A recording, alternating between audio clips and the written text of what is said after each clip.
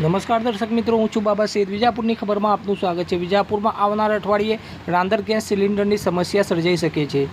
દરિયાઈ માર્ગની સમસ્યાની અસર. સમાચાર વિગતવાર જાણીએ તો દરિયાઈ માર્ગ વિદેશથી આયાત થતા રાંદર ગેસના જથ્થામાં વિલંબના કારણે ગુજરાતમાં ગેસ સિલિન્ડરની અછત સર્જાઈ રહી છે.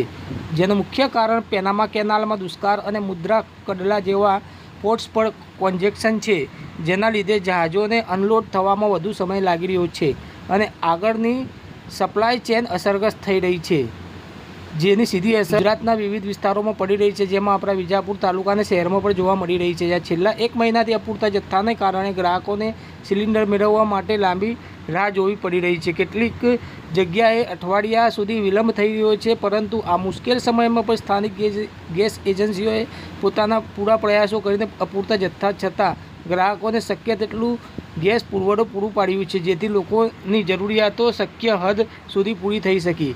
ગઈ રાતથી આ સમસ્યામાં રાહત મળી છે, કારણ કે વધુ જથ્થો પોર્ટ્સ પર પહોંચી ગયો છે અને વિજાપુરમાં પણ સપ્લાય શરૂ થઈ ગયો છે. પરંતુ આગામી 7 દિવસ સુધી વિજાપુર તાલુકા અને શહેરમાં ગેસ સિલિન્ડરની અછતની સમસ્યા સર્જાવાની શક્યતા છે, કારણ કે સપ્લાય ચેન હજુ સંપૂર્ણ રીતે સ્થિર થઈ નથી.